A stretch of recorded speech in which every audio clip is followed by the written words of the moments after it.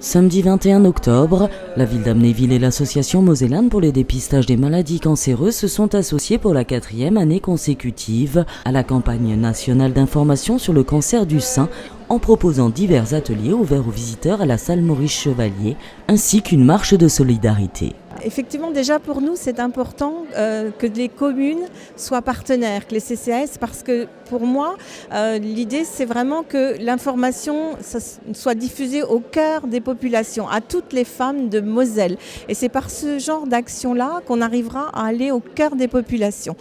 Et sinon, après, effectivement, on ne sait plus à un moment donné quoi faire, des conférences, des choses comme ça, et toutes des petites choses comme ça, et notamment prendre soin de soi. C'est aussi, là, on est dans ce cadre où on prend soin de soi, un petit peu, les journées zen, et c'est vrai que c'est aussi prendre soin de soi, c'est aussi faire le dépistage et se surveiller en tant que femme. Voilà, c'est une approche différente pour amener le prendre soin de soi et au niveau du dépistage et du cancer du sein. Voilà.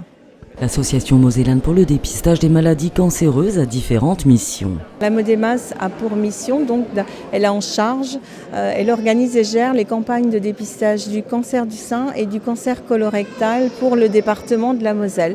Donc dans nos missions, ce sont l'envoi des courriers, le suivi de dossiers positifs, c'est également les relations avec les personnes dépistées, également les relations avec les professionnels de santé qui collaborent au dépistage, aux 2 dépistages, donc les gynécologues, les radiologues, les gastroentérologues pour ce qui est le dépistage du cancer colorectal.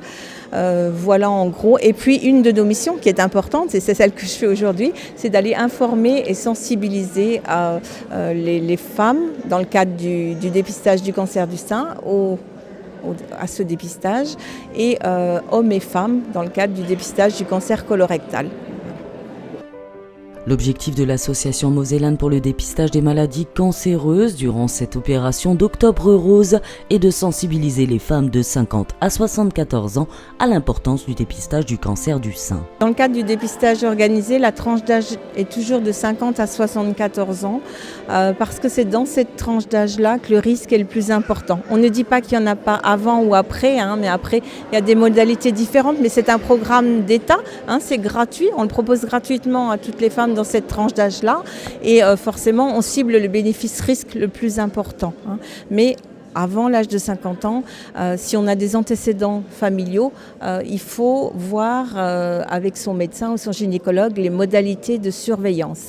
Et notamment, on conseille à partir de 26 ans, 25 ans, une palpation systématique une fois par an chez un professionnel de santé. Entre-temps, il faut s'observer, se regarder soi-même, mais une fois par an chez un professionnel de santé. Le cancer du sein touche 54 000 nouveaux cas chaque année. Toutefois, on constate que depuis 2005, le pourcentage diminue. Si l'on ne connaît pas les causes qui génèrent les cancers, nous savons qu'il existe des facteurs à risque. Le facteur de risque, c'est un élément qui va intervenir sur le risque survenu d'un cancer. Donc, effectivement, on a dès notre plus jeune âge des bons comportements, au moins des comportements à risque à éliminer, c'est-à-dire éviter de fumer, éviter de boire de l'alcool, éviter également la sédentarité. Aujourd'hui, c'est reconnu, les études le prouvent, l'activité physique est protectrice. Et même protectrice, si vous voulez, elle va éviter les récidives en cas de maladie. Éviter donc de manger trop gras, trop sucré et trop de viande rouge.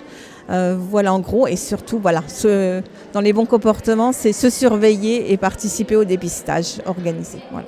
Une autre association était présente, il s'agit des Dames de Cœur situées à Thionville. Cette association propose d'accompagner les femmes malades en créant un lien social de par le partage d'activités de bien-être et physique, comme c'est le cas à Amnéville depuis peu. Il y a différents types d'activités que nous avons mis en place dans le cadre de notre association. Il y a des activités de sophrologie par exemple, sur Thionville et Bertrange. Il y a aussi du Qigong sur Yutz, il me semble. D'autre part, cette année, on a mis en place une nouvelle activité sur Amnéville qui s'appelle la Sophromarche, tous les mercredis à partir de 17h30. La Sophromarche est encadrée par un professeur de PS qui nous explique en quoi consiste cette activité. Sophromarche, en fait, les 2 mots se dilient entre eux. C'est-à-dire que dans la marche, il y a le côté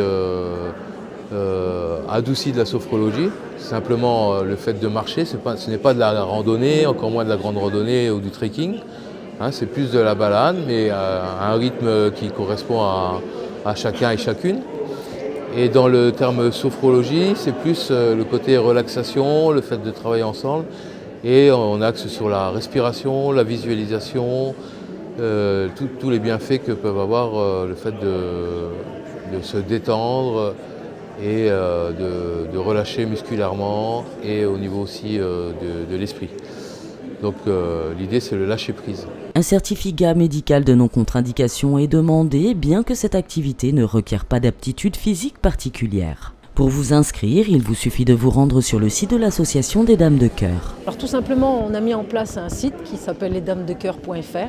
Vous aurez toutes les informations nécessaires. Il y a un planning, donc bien sûr cette nouvelle activité sur Amnéville, mais toutes les autres, globalement du lundi au samedi, il y a des activités. Donc voilà, il y en a pour tous les goûts et pour tous les profils. Pour s'inscrire sur le site, vous verrez, il y a un bulletin d'adhésion. Le coût est donc de 15 € pour une ou toutes les activités pour l'année. Voilà, tout simplement. Outre les différents ateliers de réflexologie, de shiatsu, de kinésiologie et autres, cette journée proposait une marche rose, point d'orgue de cette manifestation. Le départ était fixé à 15h30 place Frédéric Roux. Au fil des ans, cette marche réunit de plus en plus de participants. Sur le parcours de cette marche, des professeurs du conservatoire s'étaient mobilisés pour animer la manifestation en musique. À l'issue de cette marche rose, les participants ont été conviés à la salle Maurice Chevalier où le maire de la commune, Éric Munier, a tenu à rappeler l'implication municipale à cette manifestation avant de proposer le traditionnel verre de l'amitié. Mesdames et messieurs, cette marche de la solidarité que nous venons d'effectuer symbolise notre souhait que les femmes de plus de 50 ans acceptent de se soumettre au dépistage du cancer du sein. Depuis l'instauration de ce dépistage en 2004, le taux de participation est passé de 40,20% à 52% en 2008, donc en 4 ans, mais depuis il stagne, atteignant 52,10% en 2014, alors que les moyennes européennes sont de 70%. Cependant, le cancer du sein reste le cancer le plus fréquent chez la femme, 1 sur 8 risquant d'en être victime, et un diagnostic précoce offre plus de 90% de chances de guérison. Certaines estiment cependant que les risques rendent ce dépistage inutile et dangereux. Alors, avant que de s'associer à ces manifestations d'Octobre Rose, la municipalité s'est nécessairement posé la même question, ne voulant pas entraîner ses administrés dans une action qui pouvait s'avérer dangereuse. 2 risques sont présents. Le faux positif, on inquiète une femme à tort pour une lésion qui va s'avérer bénigne après autopsie, biopsie plutôt, ou une surveillance radiologique. Quand c'est une autopsie, la plupart du temps, c'est trop tard et elle n'était pas bénigne. Et puis le surdiagnostic. Donc on diagnostique un cancer qui en fait n'aurait pas évolué du temps de la vie de la femme. Et donc cette femme devient malade, est soignée, opérée, parfois subit des traitements, alors que ça ne s'avérait pas indispensable. Depuis plusieurs années, donc cycliquement, le dépistage du cancer du sein est remis en cause, en mettant en avant que les bénéfices attendus seraient moindres que les risques, et que le gain observé reposerait surtout sur l'organisation des soins et les progrès thérapeutiques. Mais si les outils de soins et les progrès thérapeutiques ont progressé nettement, les outils de diagnostic ont également progressé. Et les statistiques prouvent que l'organisation d'un dépistage du cancer du sein par la mammographie chez les femmes âgées de 50 à 69 ans permet une réduction de la mortalité par cancer du sein, l'estimation se situant entre 25 et 35%. C'est dire que ce dépistage statistiquement est important.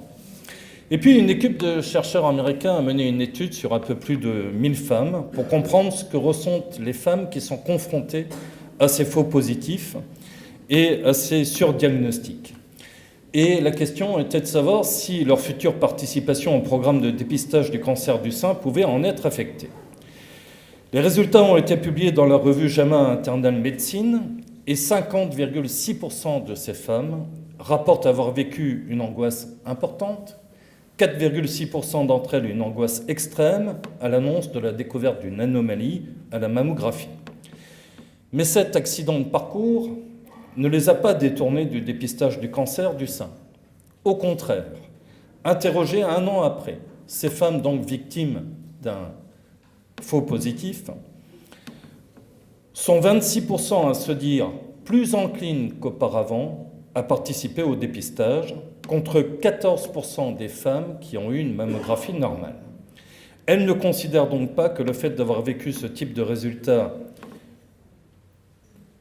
faux positif changera l'angoisse ressentie au moment de l'annonce si jamais la situation devait se reproduire. En revanche, elles sont prêtes à se donner les moyens de ne pas revivre cette situation et 81,6% de ces femmes sont prêtes à choisir une technique mammographique moins confortable pour elles, c'est-à-dire plus comprimante pour les seins, mais provoquant moins de résultats faux positifs et à faire plus de 4 heures de déplacement pour en bénéficier.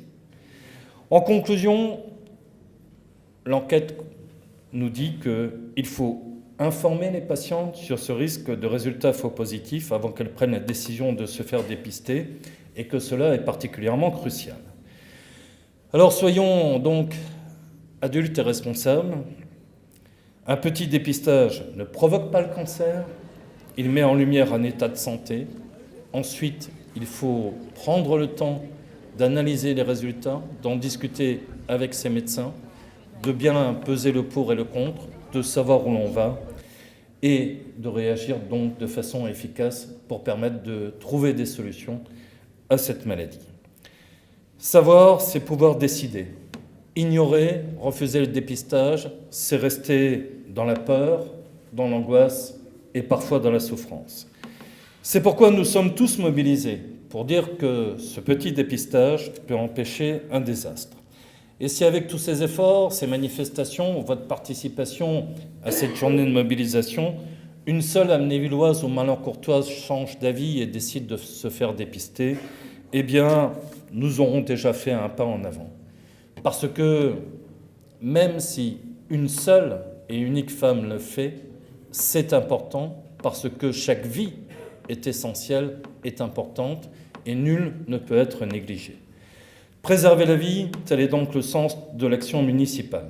Action que nous avons menée, bien évidemment, en partenariat avec Amodé Massès, la Ligue contre le cancer, l'association Les Dames de Cœur, et puis également toute l'équipe du CCAS qui s'est mobilisée pour cette journée, le pôle thermal, les EHPAD de la commune, le club photo, le centre socioculturel, la PEI, etc. et toutes les associations qui aujourd'hui se sont mobilisées et les acteurs qui sont venus nous présenter ces ateliers de naturothérapie, de kinésiologie, de réflexologie, de massage assis, de méditation en pleine conscience et de découverte du shiatsu, ainsi que cette conférence sur la nutrition qui a été un franc succès.